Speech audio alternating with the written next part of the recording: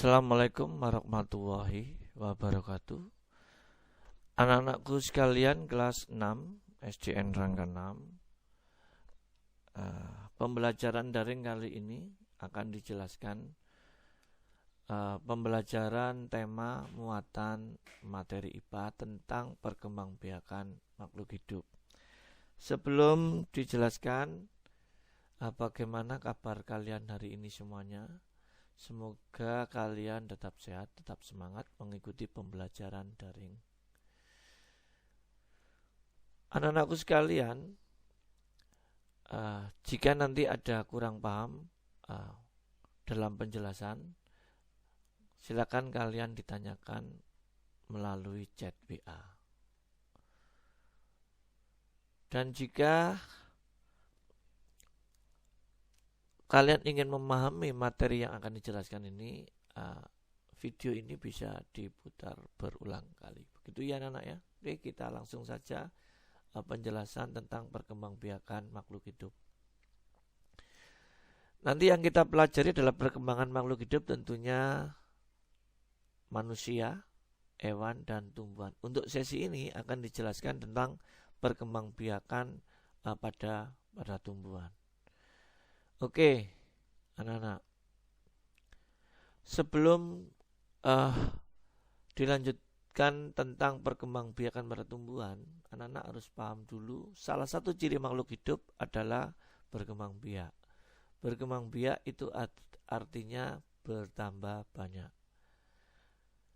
Apa tujuan makhluk hidup berkembang biak? Tujuan makhluk hidup berkembang biak adalah untuk melestarikan jenisnya. Oke ya, paham ya?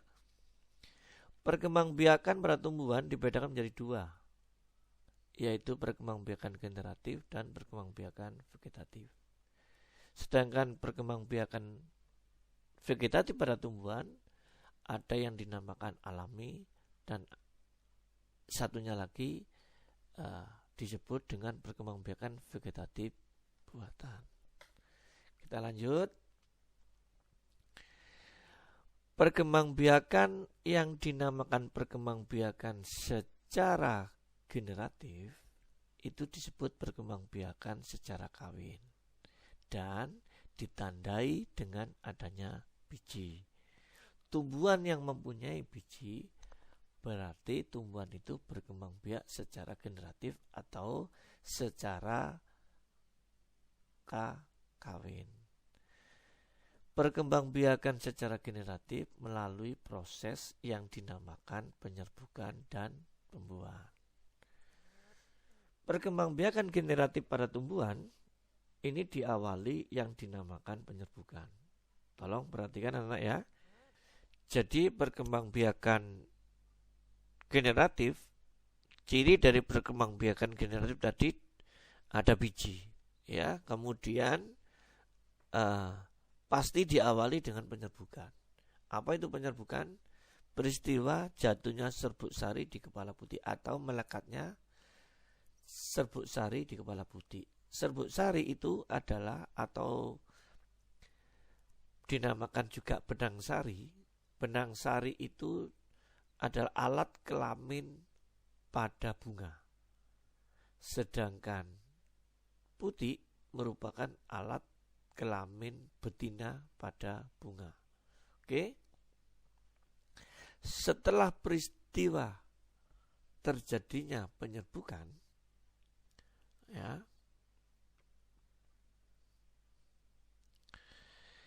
serbuk sari berproses menuju ruang bakal biji.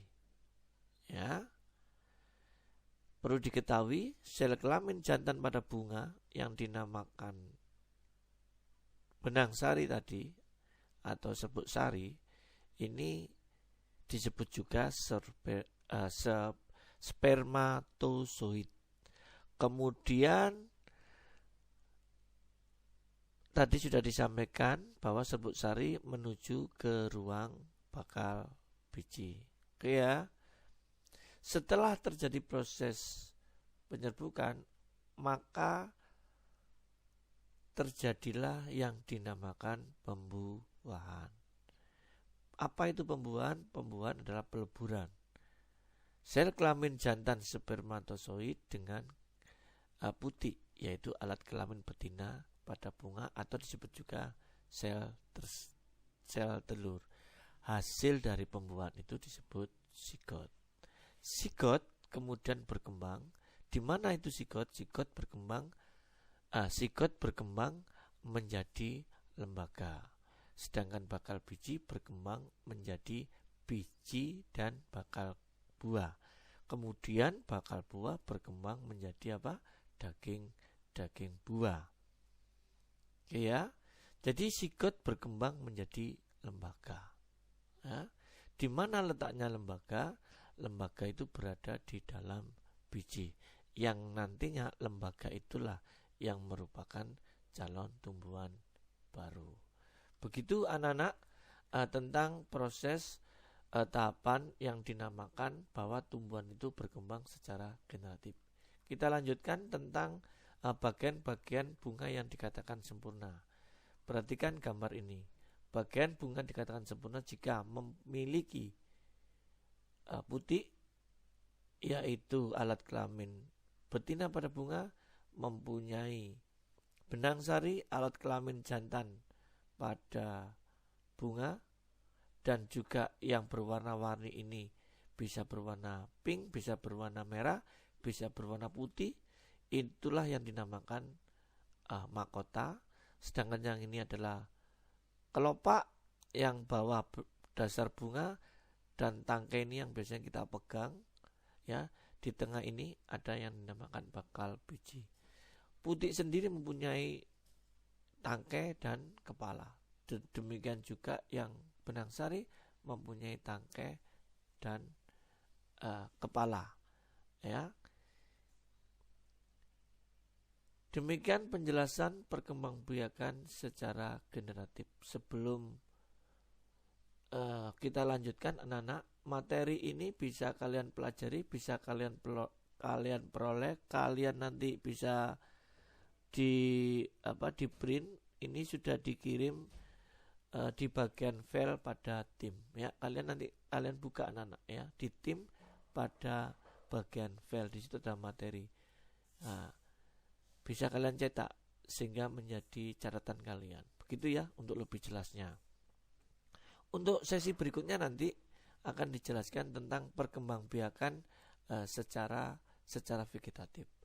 Ya, sebelum melanjutkan perkembangbiakan secara vegetatif, jika nanti ada kesulitan, ada yang ditanyakan, silakan chat lewat WA group. Untuk sementara penjelasan ini cukup sampai di sini dulu, baru nanti kita lanjutkan ke sesi berikutnya.